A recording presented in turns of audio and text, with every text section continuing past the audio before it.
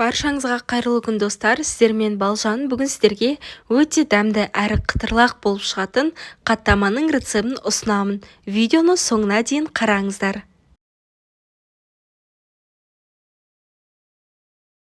Алдымен ыдысымызға суымызды құямыз. Үстіне 1 шай қасық тұзымызды және 1 ас қасық сұйық майымызды құямыз. Содан соң үстіне ұнымызды салып, жұмсақ қамыр илейміз. Ұнды міндетті түрде електен өткізіп алыңыздар. Содан соң қолымызбен жұмсақ қамырды илейміз. Достар, егер менің каналыма тіркелмеген болсаңыздар, тіркеліп алыңыздар. Мен сіздерді өз каналымда күтемін. Мінекей, қамырды илеп алдық. Біздің қамырымыз дайын. Енді осы қамырымызды 2 бөлікке бөліп, бетін жауып, 10-15 минутқа қалдырамыз.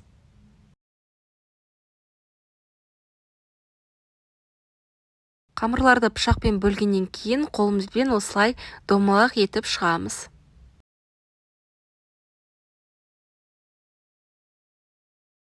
Қамырымыздың бетін жауып 10-15 минутқа қалдырамыз. Осы аралықта сары майымызды ертіп дайындап қоямыз.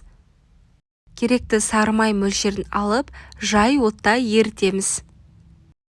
Қамырларымыз 10-15 минут тұрғаннан кейін оқтаумен жұқа етіп жайып аламыз. Осылай ұнымызды сеуе отырып, қамырымызды жаямыз.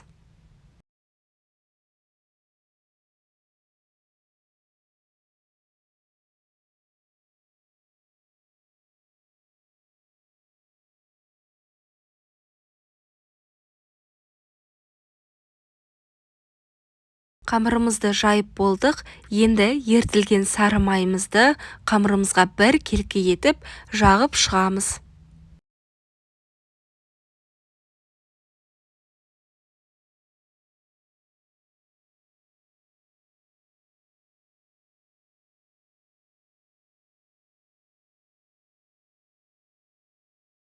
Сары майымызды жағып болғаннан соң қамырымызды бір шетінен бастап орап бастаймыз. Осылай бір келкі етіп, соңына дейін орап шығамыз.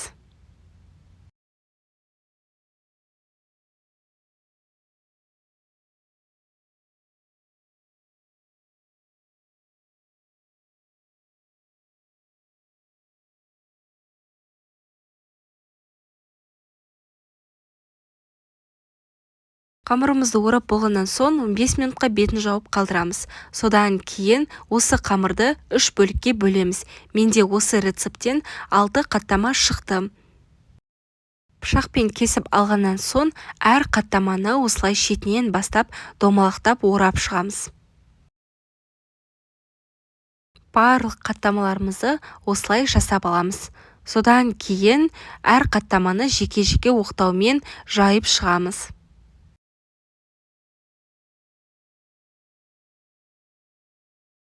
Мінекей осылай кішкентай оқтауымызды алып, барлық қаттамаларымызды жұқа етіп жайып аламыз.